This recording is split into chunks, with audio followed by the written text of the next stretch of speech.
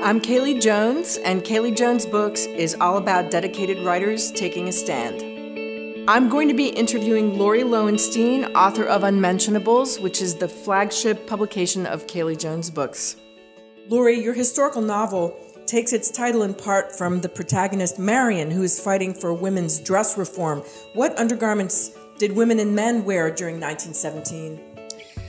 Well, around 1917, men had an easier case with the undergarments. They mostly wore a union suit or one-piece underwear that went down, the top went down to their wrists and the bottom went down to their ankles. It was sort of like tight long johns. When the war came and America entered in 1917, it started changing for the men. It became a two-piece undergarment with sleeveless top, and then the bottom only went down to the knees. The women, on the other hand, had 5 undergarments to deal with. They wore drawers, a chemise, which was like a sleeveless slip, the corset cover, and a petticoat. So altogether, when they would go out into town for shopping, they were all dressed up, it'd be about 25 pounds of clothes.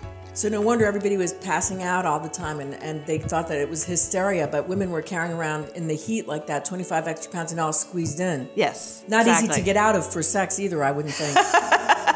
It's very restrictive. What changes did World War I bring to the lives of women in the U.S.? Well, when America entered the World War in 1917, tremendous changes came to women. Primarily, jobs opened up. 3 million additional women entered the workforce in that era, and they got employment in jobs that men that were close to them before, and then when men were drafted, the women could step in. For example, in my novel, the woman gets a job as a trolley conductor, which no women could do that before. The women would be postal carriers.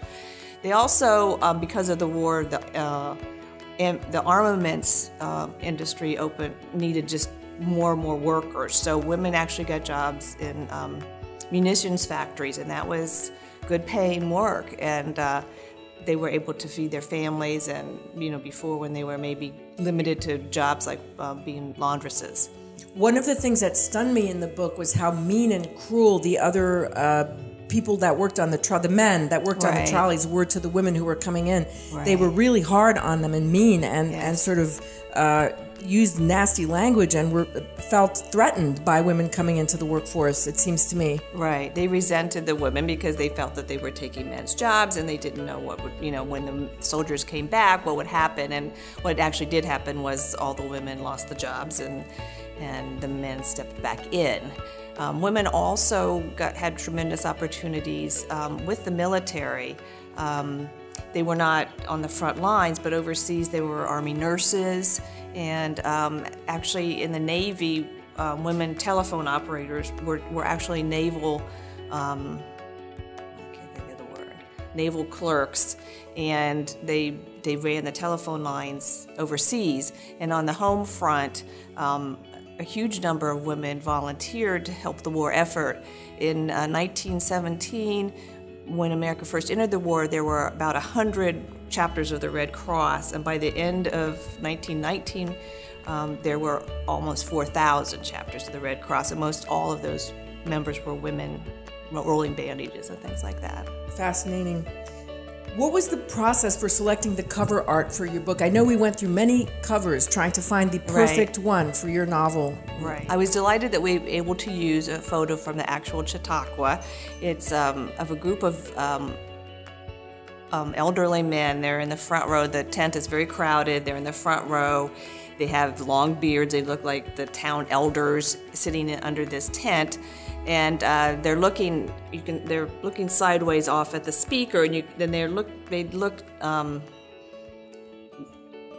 doubtful or somewhat